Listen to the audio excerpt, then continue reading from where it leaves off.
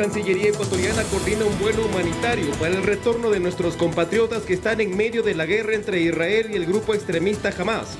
El vuelo saldrá desde Tel Aviv a Quito. Oficialmente arrancaron las elecciones para la segunda vuelta. Los primeros en ejercer su voto fueron las personas privadas de libertad. Alias Amir, líder de la banda delictiva Mafia 18, fue asesinado en la ciudad de Guayaquil. Él era responsable de varios delitos, entre ellos narcotráfico. En lo internacional, iniciaron los trabajos para la construcción del muro fronterizo entre México y Estados Unidos. En los deportes, Ecuador se enfrenta a Bolivia por las eliminatorias rumbo al Mundial 2026.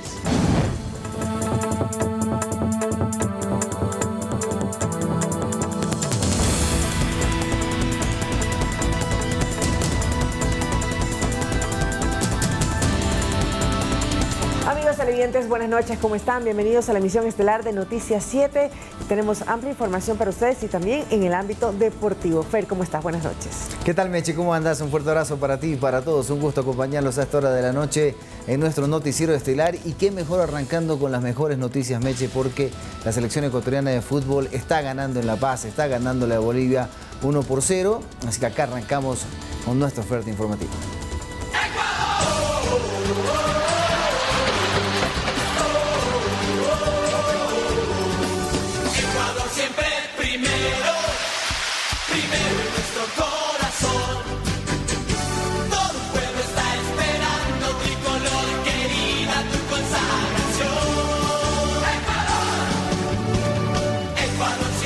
Estamos ya expectantes de lo que está ocurriendo en Bolivia en este encuentro con nuestra selección que va ganando. Ya empieza el segundo tiempo en este momento. ¿Cómo estamos, Fer? Meche, está arrancando el segundo tiempo ya en tierras bolivianas. Ecuador lo va ganando. Te cuento que Ecuador terminó marcando el gol sobre el final del primer tiempo. Parecía que todo terminaba empatado a 0. Pero no, un contragolpe muy bien fabricado por parte de Ecuador terminó dejando a Kendry Páez de cara al gol para poder marcar la única por el momento del partido. Qué buen momento también para marcar, ¿no? Irte con la ventaja en el medio tiempo es muy positivo pensando en el segundo. Sales sin duda alguna con mucha confianza. Debo decir que de lo que pudimos ver, Ecuador fue superior a Bolivia, fue superior Meche y terminó consiguiendo sobre el final. ¿De quién te gustó el desempeño más allá de quién metió el gol, por supuesto? La verdad es que a mí me encanta lo que viene haciendo Kendry Páez. Moisés Caicedo ya es una regularidad de su muy buen nivel independientemente de donde juega. Estamos jugando 4.000 metros de altura en La Paz y por mucho que él juegue en Inglaterra, en el Chelsea, viene acá y juega a esa altura al mismo nivel que juega en el Chelsea, una locura. Pero lo de Kendry Páez, ya que me preguntabas por el que anotó el gol, bueno, Kendry acaba de romper un récord histórico del fútbol sudamericano. Es el futbolista más joven en marcar en una eliminatoria sudamericana. Tiene 16 años. 16 años y 161 días. Increíble, así que bueno, Ecuador haciéndose sentir. Y esto es una vitrina tremendamente importante para los jugadores como Kendry Páez, también los más jóvenes. Es una selección muy joven la de Ecuador. Bueno, confirmando mucho Kendry lo que se ha apostado por él, ¿no? El Chelsea pagó, o acordó al menos, porque obviamente hay pagos que irán llegando en un orden específico que se acordó en la negociación, pero se comprometió a pagar 20 millones de euros por el jugador ecuatoriano. Los vale, por supuesto. Creo que lo está demostrando, así es. Bueno, vamos a tener más información más adelante. Quédese con nosotros, aquí iniciamos con otros temas.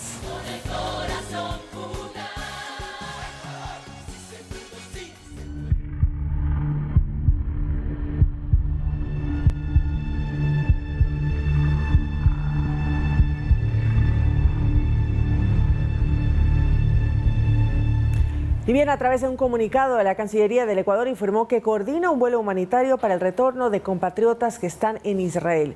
El vuelo partirá desde Tel Aviv el sábado 14 de octubre y su arribo a Ecuador se prevé ese mismo día al aeropuerto Mariscal Sucre en Quito. La entidad aseguró que el consulado ecuatoriano en Israel ha ayudado a 140 connacionales para salir del área de conflicto y que hasta el momento no se han reportado compatriotas fallecidos o desaparecidos.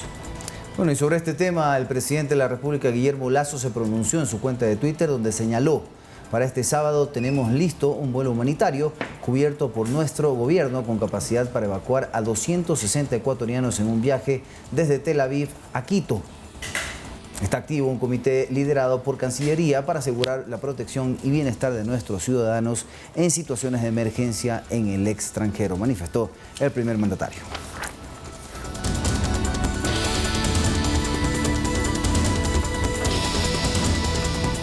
Récord de muertes anuales en la Franja de Gaza es lo que deja hasta el momento la guerra entre Israel y el grupo extremista Hamas. Este conflicto ha generado millones de reacciones alrededor del mundo.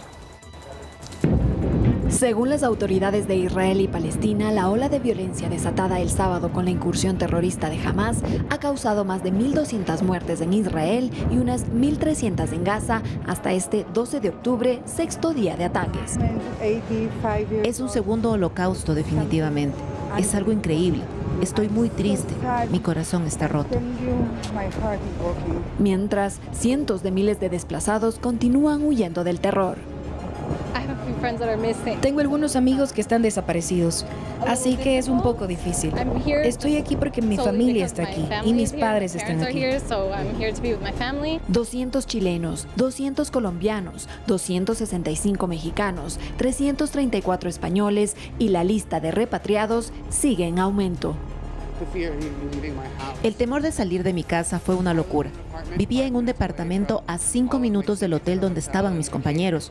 Mi entrenador me recogió y fue el viaje de 5 minutos más largo de mi vida, porque no sabía qué podías encontrar en el camino. La situación ha provocado que por primera vez en 40 años la aerolínea israelí El Al vuele en Sabbat, día en el que no hay transporte. En un comunicado informó que había recibido la autorización religiosa necesaria para operar 2 vuelos gratuitos para reservistas, equipos médicos y miembros de las fuerzas de seguridad. Por su parte, el Comité Internacional de la Cruz Roja advirtió este jueves que, tras el corte de suministros a la Franja de Gaza, la crisis humanitaria podría empeorar, pues pronto se terminará el combustible con el que alimentan las centrales eléctricas de los hospitales y aseguran que se preparan para lo peor. Ante la cruenta guerra desatada por los islamistas, el presidente de Estados Unidos, Joe Biden, se pronunció reiterando el apoyo norteamericano a Israel, tal como lo ha hecho desde hace 75 años. Estamos dando asistencia militar para reabastecer al domo de hierro. El Departamento de Defensa ha trasladado el grupo de portaaviones a la zona y estamos listos para ingresar. Esto no se trata de partido político, esto se trata de la seguridad de nuestro mundo, la seguridad de Estados Unidos. La Unión Europea, por su parte, exigió a la red social ex Twitter abordar el contenido ilegal y la desinformación sobre el conflicto o enfrentarse a sanciones, a lo que la CEO Linda Yaccarino en un comunicado respondió que X ha eliminado cientos de cuentas afiliadas a Hamas y borrado miles de publicaciones desde el ataque a Israel por parte del grupo extremista. No hay lugar en X para organizaciones terroristas o grupos extremistas violentos y continuamos eliminando esas cuentas en tiempo real, escribió Yaccarino. Miriam Zambrano, Noticias 7. El conflicto de Gaza no solo afecta a los habitantes de Israel y Palestina, sino que también tiene incidencia a escala mundial. Fuera de lo humanitario, ¿realmente afecta a Ecuador? Le respondemos a continuación. Gaza suena a un lugar lejano y aunque eso no le quite importancia a lo que allí sucede, hay que tener presente que en un mundo globalizado todos tenemos relación con todos. Y si bien a Israel casi no enviamos productos alimenticios, hay algo de exportación de flores, por ejemplo, a Israel que seguramente se van a ver afectadas. Pero tendremos que estar monitoreando un poco cuál puede ser la afectación. La diferencia con el conflicto de Rusia y Ucrania es que este primero era una nación que compraba una considerable cantidad de rosas, a diferencia de Jerusalén. Actualmente el comercio con Israel bordea los entre 40 y 60 millones de dólares. Es relativamente más pequeño en relación a otros países, pero no por eso deja de ser importante. Entonces el comercio directo no tiene un impacto tan grande. Tampoco la otra arista a tomar en cuenta en este tipo de situaciones. No hay un canal de paso directo en la zona que pueda al momento verse afectada o alertas sobre la logística de envío de productos de camino al Asia, sobre todo, que podrían ser en esa ruta. Eso al momento no lo hemos tenido. Lo que sí ha provocado el conflicto es que aumente el valor del petróleo WTI, que es el que Ecuador comercializa. Ha hecho que repunte, pero ha subido básicamente a 86, 87 dólares, que es más bajo de lo que estaba 2 semanas anteriores. Sin embargo, esto no nos beneficia por completo. ¿Qué significa eso? Que al Ecuador sí le beneficia, pero tenemos un inconveniente, como le decía anteriormente. El problema del país es que ha caído la producción petrolera. Al solo producir 470.000 barriles diarios, la ganancia colateral por el conflicto no es tan destacable. Además, que la alta demanda de combustible lo encarece y así la importación de mercancías y derivados de petróleo costará mucho más. Ese es el punto que más afectaría al país. Lautaro Andrade Castro, Noticias 7. El grupo terrorista Hamas es noticia mundial tras el ataque a Israel el pasado fin de semana. Pero, ¿quiénes son? ¿Qué buscan? ¿Y cuáles son sus líderes? Se los contamos a continuación. Hamas es el grupo islamista más numeroso y radical que ocupa la Franja de Gaza, territorio ubicado entre Israel y Palestina. Fue fundado en 1987 y su principal objetivo es la destrucción de Israel, pues no lo reconocen como Estado. Durante años, su líder, el jeque Ahmed Yassin, ordenó los peores atentados que se recuerden en Israel. Fue asesinado por el ejército hebreo en un operativo en 2004. Desde entonces, la cara más visible de Hamas es Ismail Haniyeh. Es uno de los grandes donadores de ayudas para los palestinos, además de ser el aliado más fuerte que Hamas tiene en el exterior. En la Franja de Gaza, Hamas obtiene parte de la ayuda, del dinero que necesita para funcionar de Irán. Durante los años 90, Hamas ganó prominencia por su oposición a los acuerdos de paz firmados en Oslo por Israel y la Organización para la Liberación de Palestina. No obstante, el poder de Hamas empezó en 2005, cuando Israel se retiró de la Franja de Gaza. Un año después hubo elecciones y este grupo armado arrebató violentamente el control del territorio a la autoridad palestina, reconocida internacionalmente. Fue ahí cuando se desató un duro enfrentamiento que continúa hasta hoy. El territorio no solo quedó dividido geográficamente, sino políticamente en dos grandes facciones. De un lado, Cisjordania, gobernado por la autoridad palestina, con el partido Al-Fatah en el poder, y del otro lado, la Franja de Gaza quedó en manos de Hamas. Varias potencias mundiales como Estados Unidos, Japón, Reino Unido, Canadá y la Unión Europea consideran a Hamas como un grupo terrorista. Sin embargo, cuenta con el apoyo de varios actores clave en Medio Oriente como Irán, Qatar, Siria, Turquía y otros grupos armados como Hezbollah. Con redacción de Emilia Reynoso, Miriam Zambrano, Noticias 7.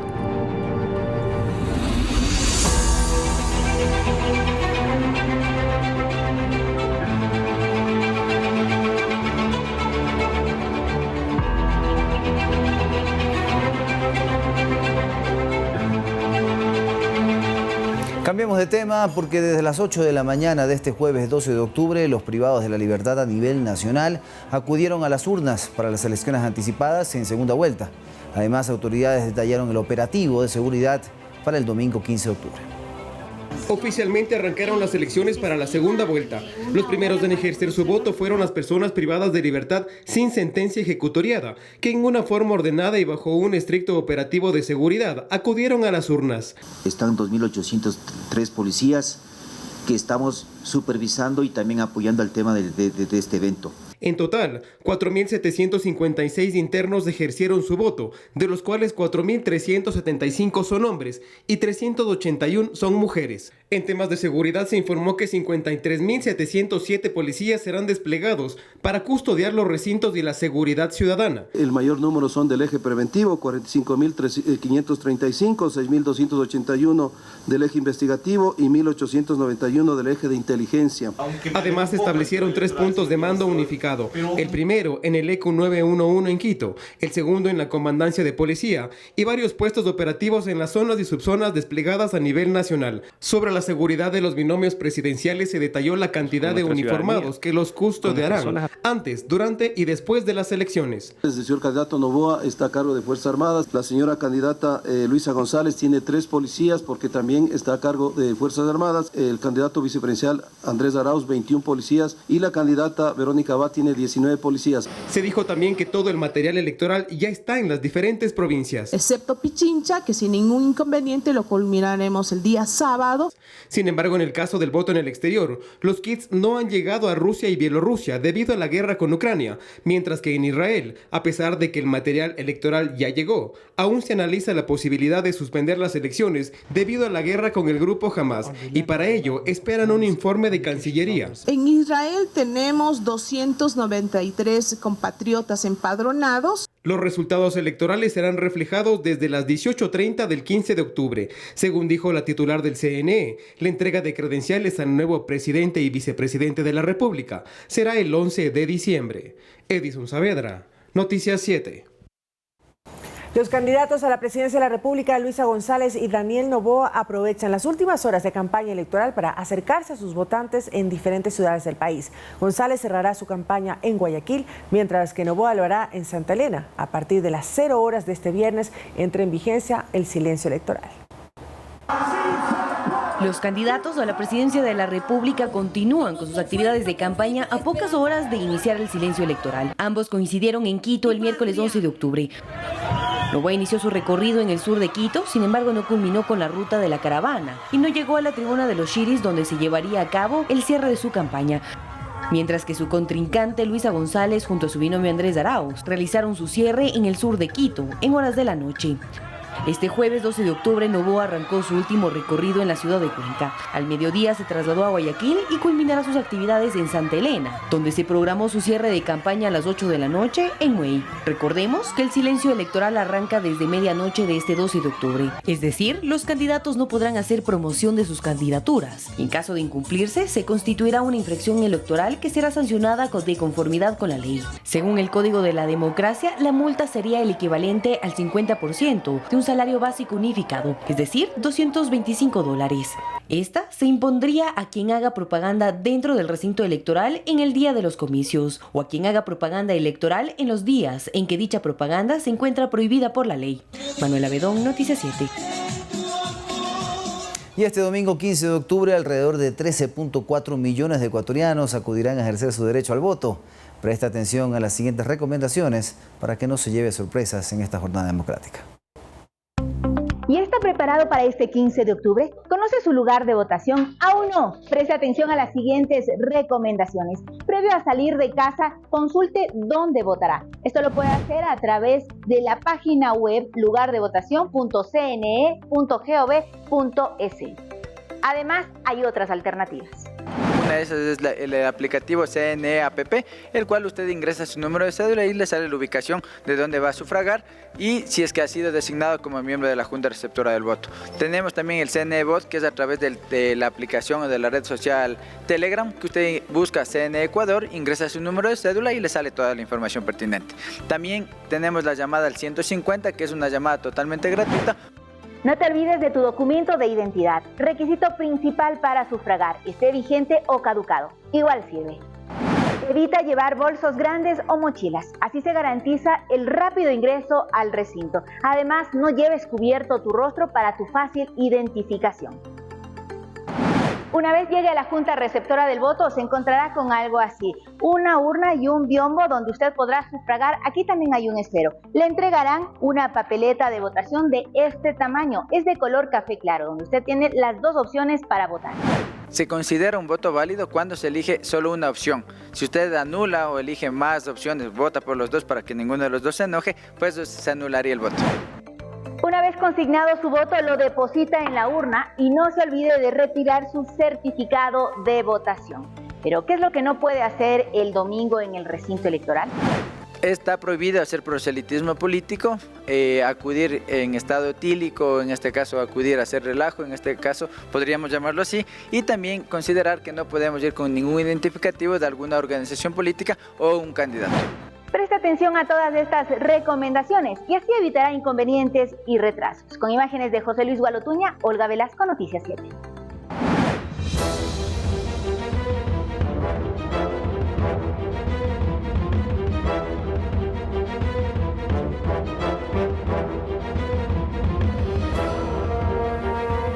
El influencer y humorista esmeraldeño Jonathan Sánchez fue asesinado en el Centro Esmeraldas en la noche del pasado jueves. A continuación repasamos su trayectoria y por qué su muerte conmueve las redes sociales. Un verdadero macho alfa, Le apodaban la polilla, como ese pequeño pero movedizo insecto. Jonathan Sánchez, de 33 años, era un humorista y animador de eventos esmeraldeño que en el último año se había viralizado en las redes sociales. Derecho al vuelo, pues, ¿sí o no? ¡Simón! En su cuenta de TikTok, la polilla oficial ya tenía 771,000 seguidores y se hizo famoso por un tipo de contenido en el que mezclaba el humor con el doble sentido. A ti te quiero decir algo. Si tu novio... La noche del miércoles salió del gimnasio en el sector del parque infantil en el centro de Esmeraldas, cuando hombres armados lo interceptaron y acribillaron al interior de su auto. El luto inundó a las plataformas digitales en las que se desenvolvía. También provocó la reacción de la prefecta Roberta Zambrano, con quien mantenía una estrecha amistad. O del gobernador Frickson Erazo, quien condenó el asesinato y convocó a una mesa de seguridad para dar con los responsables. Pero detrás de todo personaje hay una familia, y Jonathan Sánchez deja a 2 pequeños hijos y a una viuda con la que había contraído matrimonio en abril. En sus sketches ya hablaba, por cierto, sobre la muerte. Solo te quiero decir que en este lugar es donde se acaba el orgullo, la prepotencia, la arrogancia, el fanatismo, la politiquería. Sus seguidores lamentan este caso, que se suma al de otros influencers como Efraín Ruales en 2020 o los recientes sicariatos de Alex el León Paredes y Erwin Reyes el Alacrán. La polilla Sánchez se despide intempestivamente de su público y es así que su mensaje final, con el que cerró el programa de sorteos familiares que conducía en Esmeraldas, toma más fuerza. Dios mediante, el día de mañana, bendiciones, familia. Hasta el momento no hay detenidos por este caso. Lautaro Andrade Castro, Noticias 7. Alias Samir, líder de la banda delictiva Mafia 18, fue asesinado este jueves 12 de octubre en una ciudadela privada en el norte de Guayaquil. Él era responsable de varios delitos, entre ellos narcotráfico. Una urbanización privada vía la costa en la ciudad de Guayaquil llamó la atención de los transeúntes y moradores, pues allí fue asesinado Jorge Samir Maestre Mena, alias Samir, líder de la banda delictiva Mafia 18. Según información proporcionada por la policía, los sicarios ya habrían ingresado por un estero cercano a la ciudadela. La víctima, de 36 años, recibió al menos 8 disparos. ¿Pero quién es Jorge Samir Maestre? Alias Samir o alias Gordo, desde hace mucho tiempo ya era conocido en el mundo del crimen organizado. De acuerdo al portal de la Función Judicial, tiene una larga lista de antecedentes penales, entre ellos 6 por asesinato y 1 por asociación ilícita. Samir fue mano derecha de Leandro Norero, alias El Patrón, asesinado el pasado 3 de octubre del 2022 en la cárcel de Cotopaxi, quien fue financista de las bandas criminales Los Lobos, Los Tiguerones y Chone Killer. Además, Samir habría heredado las rutas marítimas para el tráfico de drogas después de la detención en Colombia de alias del Gato Farfán en febrero del 2023. Ya en los últimos 4 años fue el líder de la banda delictiva Mafia 18, que delinque en el distrito sur de Guayaquil. Incluso expandió sus tentáculos a lo largo de la provincia del Guayas, y se conoce que esta banda estaba en pugna con los lagartos por el manejo territorial del sur del puerto principal. Edison Saavedra, Noticias 7. 603 kilos de droga transportaba un camión que se volcó el pasado miércoles en la vía Papayacta, al oriente de la capital. El cargamento fue valorado en $42 millones. En la unidad antinarcóticos de Quito se mostró el total de la droga que llevaba el camión accidentado en la vía Papayacta, más de media tonelada de cocaína, que no llegó a los consumidores. Realizada la prueba de campo dio positivo para clorhidrato de cocaína. Aproximadamente fueron más de 600 paquetes que se encontraron en el interior de este vehículo siniestrado. El accidente se registró en el kilómetro 8. Grande fue la sorpresa de los agentes de tránsito de la policía al encontrar entre sacos de papas otros bultos que contenían cocaína. Una situación de tránsito en lo mismo que fueron verificados y en los cual podemos determinar de que existían sustancias sujetas a fiscalización. La droga en nuestro país está valorada en $1 millón. En Europa puede llegar a costar hasta 42. El jefe de investigación antidrogas del Distrito Metropolitano de Quito da las cifras de lo incautado solo en la capital. El 1 de enero al 11 de octubre se resumen en los diferentes resultados: 623 operativos, 757 detenidos, 454 kilos con 751 gramos de sustancias catalogadas sujetas a fiscalización. Prisión preventiva se ordenó contra el conductor y sus acompañantes, ambos ecuatorianos que no registran antecedentes penales. En lo que va del año, la policía en carreteras ha incautado más de 30 toneladas de droga. Y en otros temas les contamos que nuevos chalecos tácticos serán entregados a los servidores policiales en los próximos días. Los implementos llegaron desde los Estados Unidos. El nuevo equipamiento que llega a la Policía Nacional tiene certificaciones internacionales NIJ, que determina la resistencia balística a la que pueden ser sometidos los elementos de protección con los cuales en los próximos días estarán dotadas las filas de la Policía Nacional. Tiene una certificación mundial que es de NIJ. ¿Qué significa esto? Que son chalecos que sirven tanto para digamos, munición de arma corta, 9 milímetros, como para munición de arma larga, es decir, 2.23 o 5.56. A más de los chalecos antibalas de última generación, en los próximos días el Gobierno Nacional realizará la entrega de un bloque de patrulleros nuevos, así también cascos tácticos y elementos de manejo de explosivos para unidades especializadas de la Policía Nacional. Nosotros iniciamos procedimientos contractuales y hoy ya estamos en la época de recibir esos productos que bajo la contratación pública y con los tiempos que tiene la contratación hemos tenido que ejecutar. El Gobierno Nacional durante este 2023 ha iniciado un proceso de reequipamiento a las filas de la Policía Nacional con el fin de hacerle frente al crimen organizado en nuestro país. En los próximos meses también llegarán armas de fuego, más patrulleros y otros elementos con los que contarán para su seguridad. Estos recursos no serán solamente para unidades especiales de la Policía Nacional, sino también para los policías de servicio urbano, que es el primer contacto con la ciudadanía, a lo que se suma también el proceso de reentrenamiento, con más de 14 millones de municiones, tanto de calibre 9 milímetros y calibre 5.56. Un nuevo precio de $4.37 por galón, es decir, 4 centavos más que el mes pasado, mientras que los combustibles Extra y Ecopaís mantienen su precio congelado de $2.40 por galón y el diésel tendrá un valor de $1.75 por cada galón.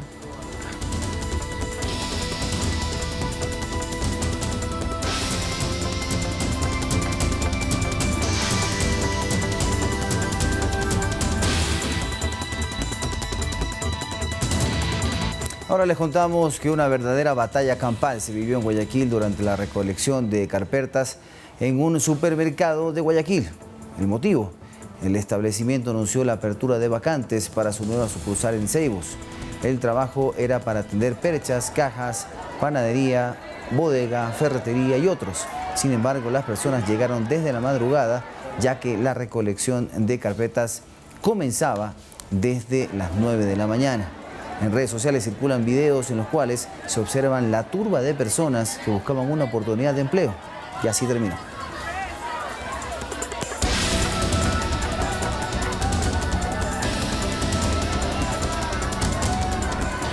Y si usted tiene una idea de emprendimiento sobre alimentación y agro, atentos a la siguiente convocatoria para que pueda emprender su negocio. Todos los detalles se los contamos en el siguiente informe. Ideatón es una iniciativa de Conquito junto a una ONG internacional que apunta a que las propuestas de emprendimientos de alimentación y agro participen para empezar un negocio. De las personas jóvenes que participen pueden acceder a capacitación, expertos, trabajar en su modelo de negocio. Los requisitos para participar son tener entre 17 y 25 años, vivir en el Distrito Metropolitano de Quito, parroquias urbanas, rurales y suburbanas, y tener una idea de negocio en producción sostenible, acceso a alimentos o gestión de residuos orgánicos. Jóvenes opinan que este tipo de iniciativas impulsan para verdaderamente cristalizar este negocio. Puede dar una mayor factibilidad a todos y a los estudiantes. El Ecuador tiene muchas oportunidades en ese campo. La inscripción será hasta el 22 de octubre y deberá acceder al link ricol.to/inscríbete-medio Ideatón. Deberá llenar sus datos personales y colocar su propuesta para el análisis entre socios estratégicos como la Secretaría de Coordinación. El Jardín Botánico, ubicado en el Parque de la Carolina en Quito, abre sus puertas sin costo para el público hasta el 15 de octubre. Este museo vivo cuenta con más de 20.000 ejemplares de especies vegetales. Orquídeas, bromelias, plantas carnívoras, suculentas y cactus son algunos de los tipos de especies vegetales que se podrán descubrir en el Jardín Botánico en Quito. Esta semana sus puertas se abren al público sin costo de entrada. El objetivo, promover educar a niños, jóvenes y adultos sobre la vasta diversidad que cuenta el Ecuador. ¿Qué es un ecosistema? ¿Por qué las plantas son importantes? ¿Y cómo nos ayudan las plantas a que el medio ambiente esté bien, a que tengamos alimento, a que podamos tener casas? Porque muchas veces los niños vienen y se enteran aquí que el tomate viene de un árbol, que el limón viene también de un árbol, que el ají es una planta. Varios grupos de estudiantes visitaron este museo vivo y con mucha emoción nos cuentan su experiencia. La verdad me pareció una bonita experiencia conocer nuevas plantas. Las plantas son importantes para el ecosistema ecuatoriano. En shock cuando vinimos a este lugar porque hay dos especies, bueno, bastantes especies de lugares fríos y acá estamos de lugares calientes. Pero los recorridos no son las únicas actividades que llevan a cabo. Este espacio investiga miles de especies endémicas que están en peligro de extinción o que son fundamentales para el equilibrio de los ecosistemas ecuatorianos. Así lo explica el director técnico del Jardín Botánico, Ricardo Zambrano. También nosotros actualmente como Jardín Botánico estamos liderando junto con la Secretaría de Ambiente un programa importante de rescate y de tratamiento y de evaluación hacia los árboles patrimoniales del Distrito Metropolitano. Dentro del jardín existen plantas que tienen hasta 70 años de vida. Bonsáis que tienen entre 25, 30 años, tal vez 40 años de trabajo también dentro del museo. Un museo del bonsái, espacios con animales, peces y sobre todo desconexión con el incesante caos que puede generar la ciudad. Les invitamos a que vengan al Jardín Botánico. Manuela Bedón, Noticias 7. Y les contamos que la ruta Viva en Quito se inundó debido a las fuertes lluvias. Los videos que circulan en redes sociales muestran a vehículos sumergidos en el agua.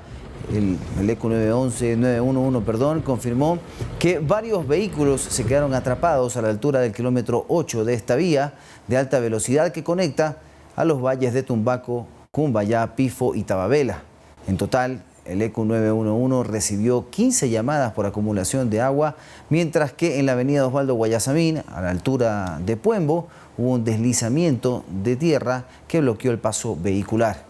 El Instituto Nacional de Hidrología y Meteorología, INAMI, emitió una alerta de lluvias intensas hasta este sábado 14 de octubre.